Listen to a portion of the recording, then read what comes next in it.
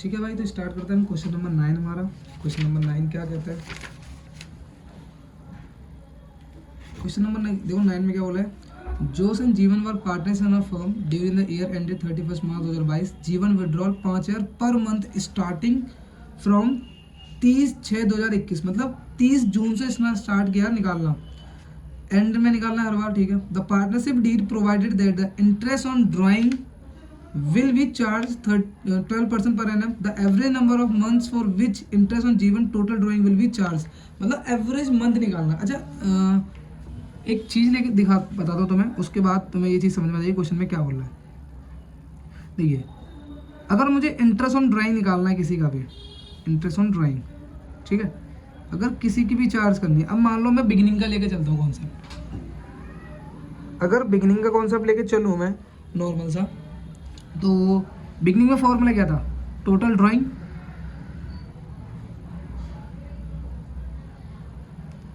Into में जो भी रेट होगा अपॉन में 100 मल्टीप्लाई बाय उसके मंथ, मतलब या तो 6.5 होगा अपॉन में 12 होगा, या 6 अपॉन में 12 होगा, या 5.5 अपॉन में 12 होगा। यही होगा, मतलब बिगिनिंग के लिए, मिडल के लिए और एंडिंग के लिए। बस बात आती है कि हम चूज़ कैसे करते हैं, कैसे आता है ये चीज़। तो देखो, मैं बिगिनिंग का सिखाता हूँ कैसा आ रहा है, बाकी तुम निकाल के देख लेना, और फिर मैं ये क्वेश्चन कराता हूँ। तो देखिए, मैं बताता हूँ, इसमें अगर वो बिगिनिंग में निकालता है एवरी मंथ, तो अप्रैल में मान लो स्टार्टिंग में उसने 10,000 रुपये निकाल लिए, ठीक है। अच्छा, इस 10,000 रुपये पे उसे 12 मंथ का देना पड़ेगा टोटल। अच्छा, अप्रैल के बाद मई में उसने निकाले सेम 10,000 रुपये निकाले, इसमें उसे 11 मंथ का देना पड़ेगा इंटरेस्ट। इसके बाद उसने जून में निकाले 10, इस पे उसे 10 मंथ का देना पड़ेगा, है ना। और ऐसे निकालता हुआ चलेगा तो 9, 8, 7, 6, 5, 4, 3, 2 और 1, इस तरीके से टोटल निकालता हुआ चलेगा। और एंड में अगर मैं इनको जोड़ता हूँ तो जोड़ते हैं 6, 10, 15, 21, 36, ठीक है, 10, टोटल 78 आया। अब ये 78 है, इसका डिवाइड करना है कि हम साल में कितनी बार ड्राइंग्स कर रहे हैं। भाई साल में तो मैं 12 टाइम्स करूँगा ना टोटल, हर मंथ में कर रहा हूँ, इसका मतलब 12 बार कर रहा हूँ, तो 12 से इसका डिवाइड कर दो। अगर मैं 12 से डिवाइड करता हूँ तो चेक करो, इसका 6.5 आएगा। इसका मतलब बिगनिंग वाला यहाँ 6.5 ऐसे आ रहा है, ऐसे इसका आएगा और ऐसे ही इसका आएगा। अब इस क्वेश्चन की तरफ बढ़ते हैं। इस क्वेश्चन में उसने बोला है कि जो वो स्टार्ट कर रहा है वो 30/6 से कर रहा है स्टार्ट, 30/6/2021 यहाँ से स्टार्ट कर रहा है भाई वो। तो 6 से जब स्टार्ट कर रहा है तो नॉर्मल सी चीज़ है, 6 जून से स्टार्ट कर दो, जून में तो देगा नहीं वो, जुलाई से देगा, मतलब जुलाई, अगस्त, सितंबर, अक्टूबर, नवंबर, दिसंबर, जनवरी, फरवरी, मार्च, टोटल 9 मंथ का। मतलब पहले वो 9 मंथ का देगा, अगले वाले में वो 8 देगा, फिर 7 देगा, फिर 6 देगा, फिर 5 देगा, फिर 4 देगा, फिर 3, फिर 2 और फिर लास्ट में 1। और टोटल इन्हें अगर करते हैं हम तो देखिए 6, 10, 15, 21, 28, 36 और 9, 45 का टोटल देगा वो। मतलब 45 का डिवाइड हमें किससे करना पड़ेगा, कितने टाइम उसने ड्राइंग निकाली भाई चेक करो, 1, 2, 3, 4, 5, 6, 7, 8, 9 से डिवाइड कर दो, बस 9 से डिवाइड करूँगा 5। इसका मतलब आंसर नंबर इसका ऑप्शन नंबर डी है 5 मंथ। ठीक है, अब बढ़ते हैं हम क्वेश्चन नंबर 10 की तरफ। क्वेश्चन नंबर 10 में देखिए क्या बोल रहा है। क्वेश्चन नंबर 10 में बोल रहा है X and Z were partners in a firm with capital 45,000 each. ठीक है भाई, they admitted Y as a new partner for 1/3 share in the profit of the firm. Y brought 60,000 as his capital. Based on Y's share in the profit of the firm and his capital contribution, the goodwill of the firm will be। भाई simple सी चीज़ है, देखिए जो Y आया है, Y वो जो लाया है वो कैपिटल कितना लाया है और गुडविल कितना लाया। अच्छा, कैपिटल वो लाया है भाई 60,000 रुपये, ठीक है। गुडविल हमें पता नहीं है उसकी, ओ सॉरी, ऑफ द फर्म, ठीक है भाई, सिंपल चीज़ है, हमें गुडविल नहीं पता वो कितनी लाया है, ठीक है।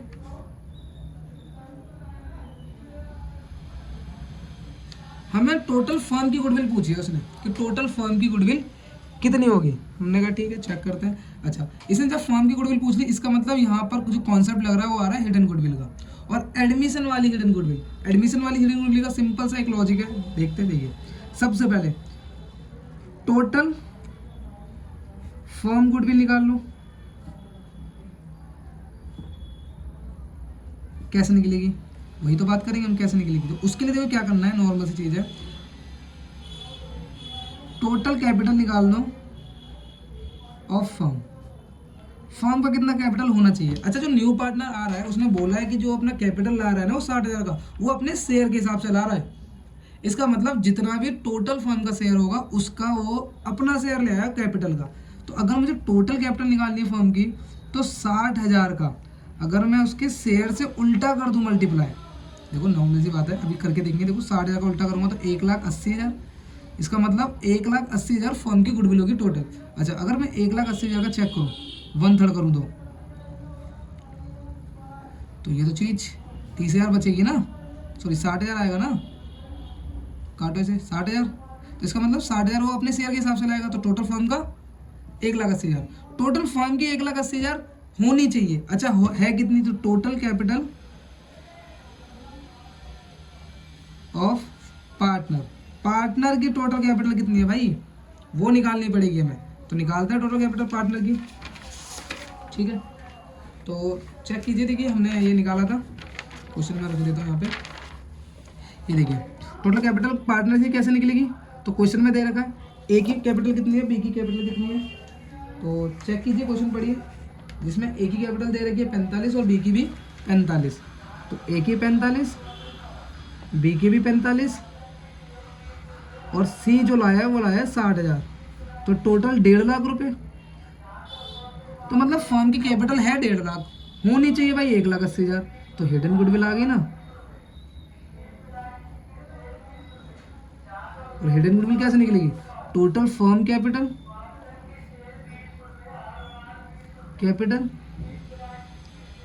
Minus total partner capital.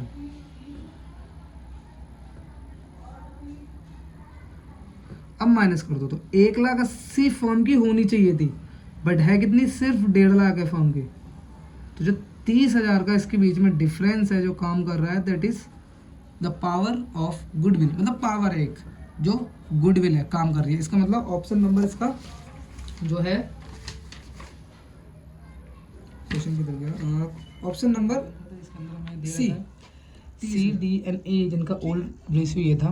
F को एडमिट किया गया 1/4 शेयर से, और सेक्रीफाइस रेशियो दे रखा सी डी और ई का 2:1:2।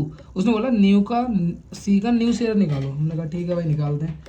उसके लिए सबसे पहले हमें ये पता करना पड़ेगा कि सी ने एक्चुअल में दिया कितना है, कितना सी ने एफ को दिया है।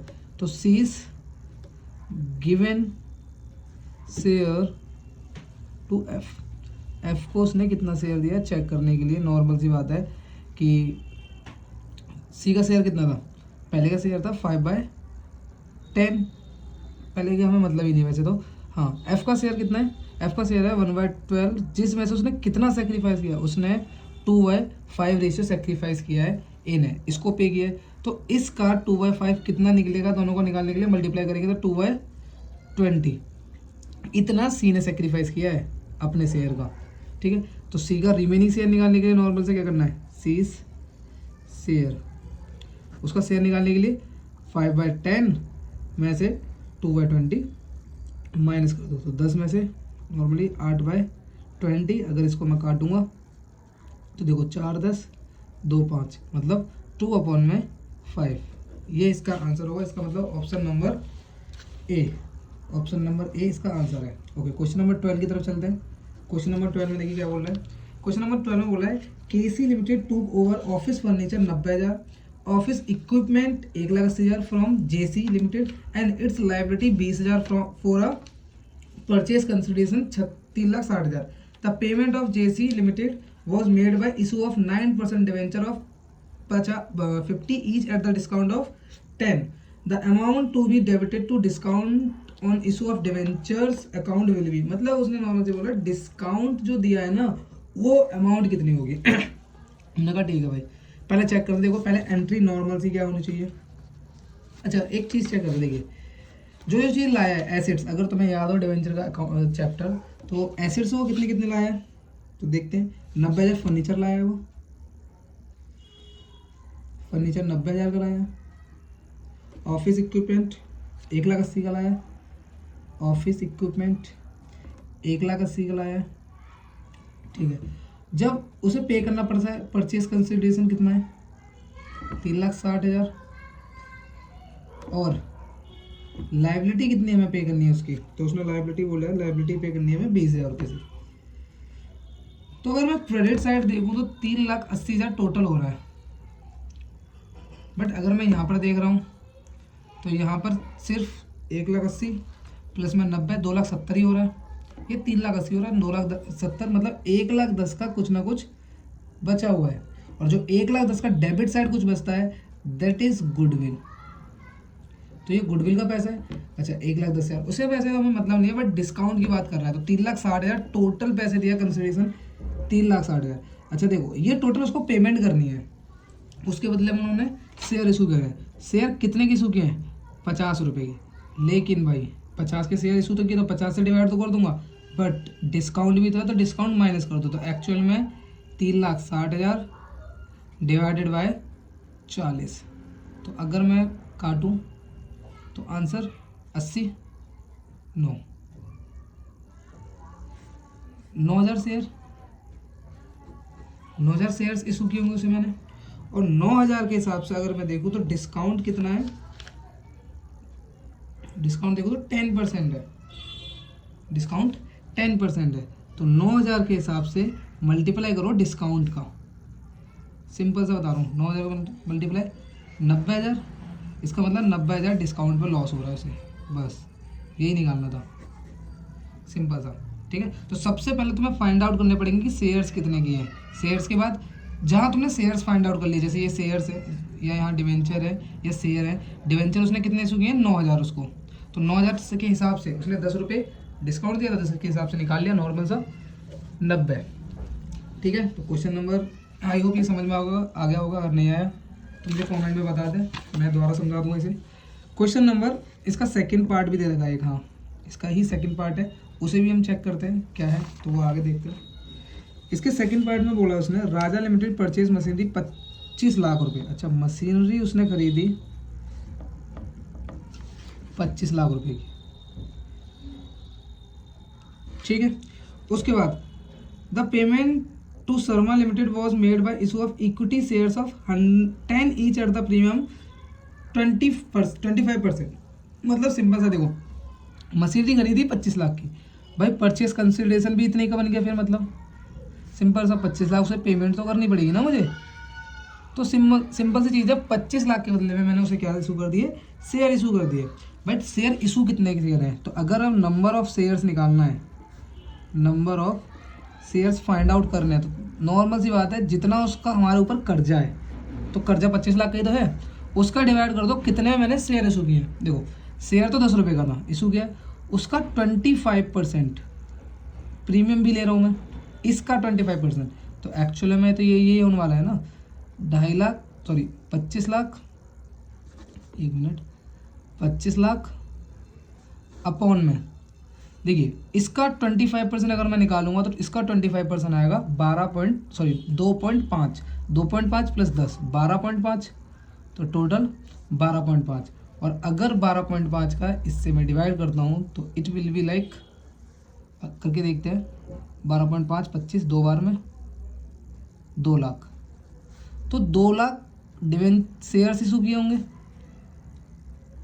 2 लाख शेयर्स। अच्छा अब उसने सिंपल सी चीज़ पूछा क्या उसने, the amount to be credit to the security premium reserve, security premium reserve कितने का भाई 25%, मतलब 2.5 था, तो SPR अगर मुझे निकालना है सिक्योरिटी प्रीमियम रिजर्व, तो नॉर्मल सी बात है भाई 2 लाख का मल्टीप्लाई कर दो 2.5 से, इट विल बी 5 लाख, इससे answer option number D. Okay question number 30 की तरफ बढ़ते हैं।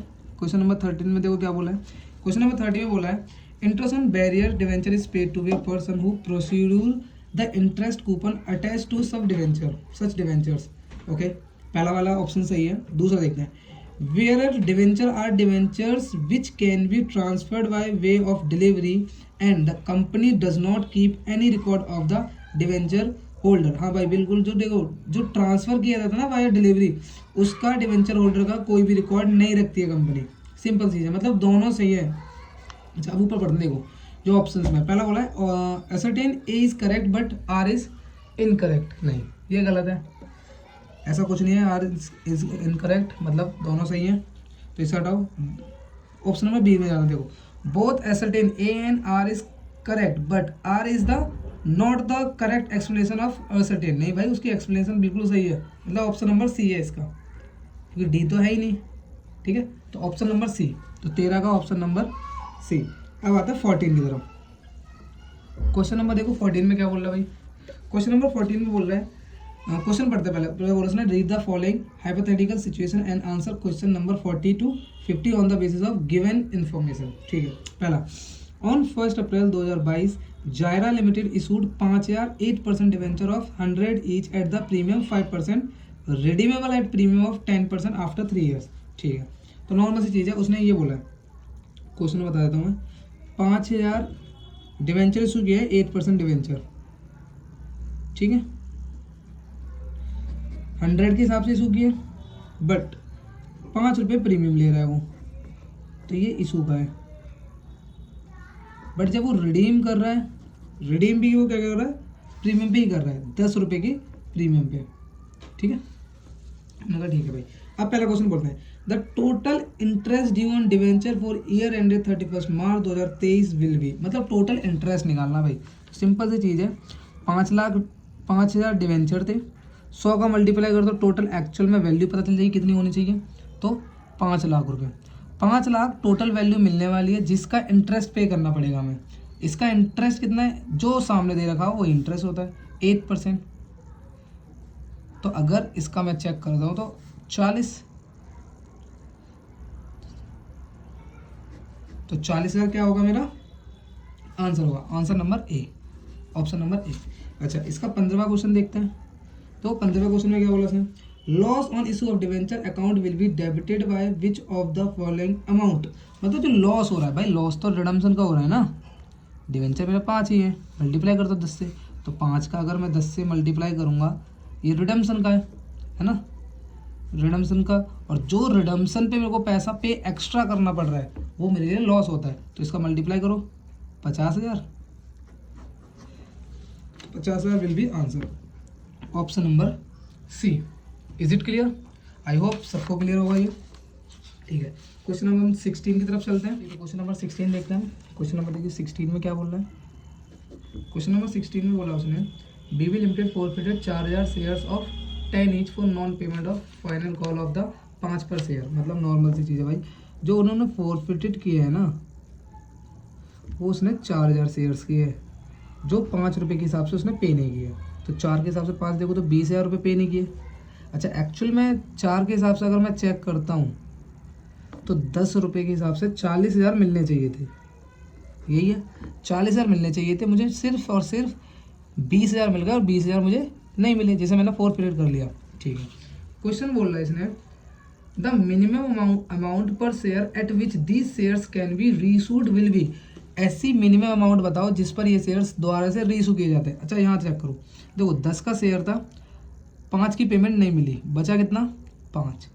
ठीक है, 5 के हिसाब से अब इसको रीइशू तो कर सकता हूँ मैं 5 पे। जस्ट बोल देखो, एक एग्जाम्पल लेते हैं, मान लो 10 का कोई शेयर है, 3 वो अमाउंट जो नहीं मिली, 3 वो अमाउंट जो नहीं मिली, मिली कितनी है 7। तो जो मिल गई है अमाउंट, उस पर रीइशू किया जा सकता है, नॉर्मल सी चीज़ है, क्योंकि उससे जब तक वो रीइशू नहीं करेगा, जब तक वो पैसा उससे फुलफिल ना कर ले जो उसने जब्त किया है। जब तो सिर्फ 3 रुपये की है ना उसने, रीइशू 7 के हिसाब से वो कर सकता है, सिंपल चीज़ है, क्योंकि वो 3 रुपये यहाँ से फुलफिल कर लेगा। अब यहाँ पर देखो 10 रुपये का था शेयर, 5 जो नहीं मिला, कॉलिन एरियर है ये, 5 रुपये जो नहीं मिले, तो कम से कम में वो 5 में ही रीइशू कर सकता है, क्योंकि 5 जो कम पड़ रहे हैं ना 10 में से, वो 5 यहाँ से फुलफिल कर लेगा वो। तो मिनिमम अमाउंट 5 है, तो इसी तरीके से यहाँ पर मिनिमम अमाउंट 7 है। अगर मैं ऐसे लेकर चलूँ कि जब तो 2 रुपये कर लिए तो मिनिमम अमाउंट 8 है, क्योंकि 8 में रीशो कर सकता है और 2 रुपये जो कम पड़ रहे हैं वो यहाँ से फुलफिल कर लेगा, तो टोटल 2 10 का हो जाएगा, इसीलिए मिनिमम अमाउंट 8 होती है। ठीक है, तो यहाँ पर ऑप्शन नंबर सी 5 वाला।